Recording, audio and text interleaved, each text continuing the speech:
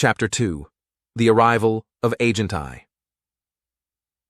The sun was setting over the FAT headquarters, casting a warm orange glow over the busy streets. In the heart of the city, Agent I, aka Vincent Crade, was preparing for his next mission. He stood in front of a large metal door, waiting for it to open and reveal his next assignment. Agent I was a FAT agent, an elite group of agents tasked with investigating and solving events normal authorities can't handle, including paranormal and supernatural events. He wore his metal helmet with a single red eye that glowed in the dark, 2 blue points sticking up either side, a green bulletproof jacket, a gray shirt, brown tights, and black boots. He was ready for whatever the mission would require. As the door slowly opened, Agent I's boss, Director Valerie, emerged from the room. She was a tall woman with short red hair, and she had a stern expression on her face. "Agent I, we have a new mission for you," she said, handing him a file. "We've received reports of strange events occurring in a small town called Widgeber. We need you to investigate and find out what's going on." Agent I opened the file and began to read. The reports were unsettling. Sightings of strange figures in the forest, unexplained noises, and a general feeling of unease in the town. It was clear that something was amiss in Widgeber, and it was up to Agent I to find out what it was. "I'll head to Widgeber immediately," Agent I said, tucking the file under his arm. "I'll report back as soon as I have some answers." "Good," Director Valerie said, nodding her head. "Be careful, Agent I. We don't know what you're up against." Agent I left the FAT headquarters, hopped on his specialized motorcycle, and began the journey to Widgeber. As he rode, he couldn't help but think about what he was getting himself into. He had faced countless threats over the years, mostly homicidal madmen, but this was his first supernatural mission. The training wheels were now off, but something about this mission felt different.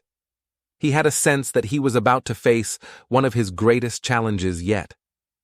When Agent I arrived in Widgeber, he pressed a switch, transforming his bike into a briefcase. The town was just as eerie as the reports had described. The streets were deserted, and the buildings looked like they had seen better days.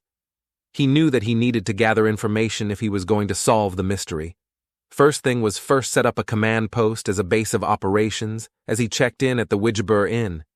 It was an old, run-down-looking building, but it was the only inn they'd got. As he steps inside, he sees this decrepit-looking elderly woman who ran the inn.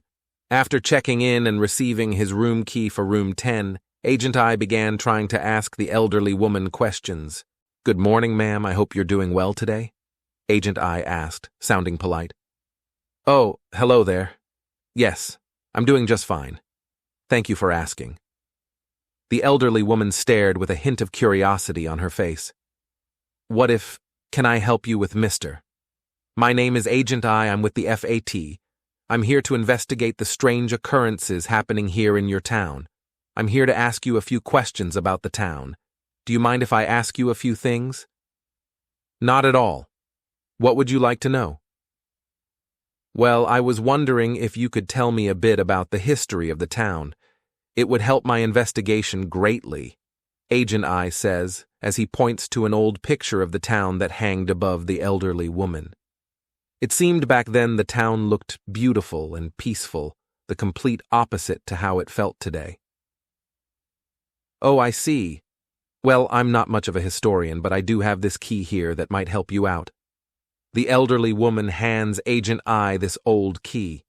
"A key? What is it for?" Agent I inquires. As he observes the key, it must be as old as the town, he figured. "It's for the town's archives. They keep all sorts of records and documents there that might be of interest to you." Agent I pockets the key. "That's very helpful, thank you. But I was hoping to learn more about the town from a personal perspective. What are some of your favorite memories of living here?" The elderly woman's expression goes from pleasant to almost blank. She ignores Agent I's question and skulks back into her room behind the desk. Agent I couldn't help but feel that the whole experience in talking to the elderly woman innkeeper was odd, however, could be innocent and understandable. Maybe she simply didn't hear him. He checks out his room and then decides to check out the town, maybe hit the tavern. He removes his battle helmet and locks it inside his room. His face is badly burnt and disfigured with cybernetic properties, including artificial eyes. He notices the elderly innkeeper hasn't returned to her desk but feels he's being watched. He leaves the inn and begins moving about the town. He runs into a few locals. So, he began by talking to them, but they were hesitant to speak to him. They looked at him with a mix of fear and suspicion, though with his appearance, who could blame them? Though as Agent I spoke, it became clear they may know a lot more than they are letting on. Agent I persisted, however, that scared them away, and they went silent, much like the innkeeper did. It became clear the locals here were terrified to speak. So the next local he finds, he simply asks where the tavern is. Agent I knew from experience people at taverns always get drunk, and when they get drunk, they spill all sorts of information. Besides, he wanted a drink.